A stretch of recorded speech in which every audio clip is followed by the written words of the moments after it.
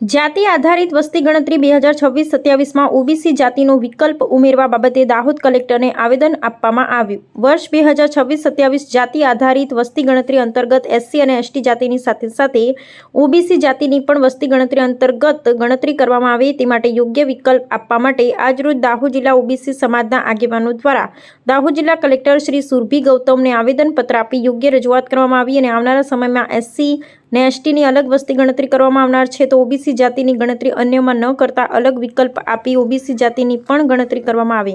એના માટે ફોર્મમાં યોગ્ય વિકલ્પ મૂકવા માટે માંગણી સાથે યોગ્ય રજૂઆત કરવામાં આવી. જાતિ આધારિત વસ્તી ગણતરી અંતર્ગત ઓબીસી જાતિને યોગ્ય વિકલ્પ આપવા સંદર્ભે આજ રોજ આવેદનપત્ર આપવાના કાર્યક્રમમાં ઓબીસી સમાજના આગેવાનો મોટી સંખ્યામાં જોડાયા હતા.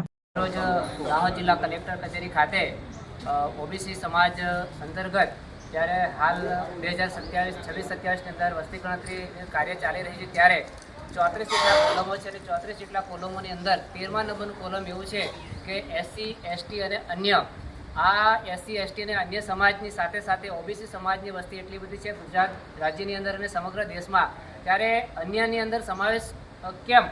ઓબીસી સમાજની આટલી બધી વસ્તી હોવા છતાં પણ ઓબીસી સમાજની આ વસ્તી જાતિ આધારિત જે વસ્તી ગણતરી છે એમાંથી બાકાત રાખવામાં આવે છે. આ જે અમારી ઓબીસી સમાજની એટલી જ માંગ છે કે જે અમારી એસસી અને એસટીની જેમ ઓબીસી સમાજની પણ જાતિ આધારિત ગણના થાય અને આ દાહોદ જિલ્લાથી અમે શરૂઆત કરેલી છે અને સમગ્ર ગુજરાત રાજ્યના દરેકે દરેક જિલ્લાની અંદર પણ આ રીતે આવેદનપત્ર આપવામાં આવશે અને અમારો જે અવાજ છે એ બુલંદ રીતે સમગ્ર રાજ્યની સાથે સાથે દેશભરમાં આ રીતે અમે અવાજ બુલંદ કરી અને અમારા સમાજની જે માંગ. जय जय ओबीसी समाज, जय जय ओबीसी समाज।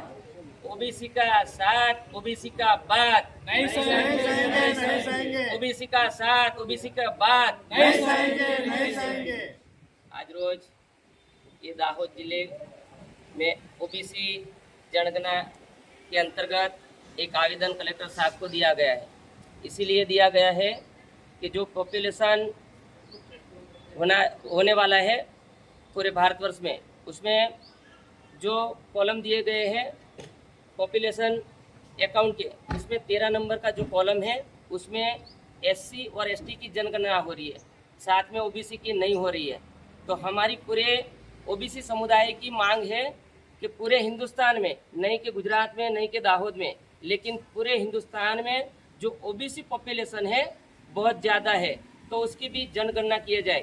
माननीय सुप्रीम कोर्ट ने और हमारा जो बंधारण है इसकी आर्टिकल 340 में भी बताया गया है कि जाति आधारित जनगणना होनी चाहिए.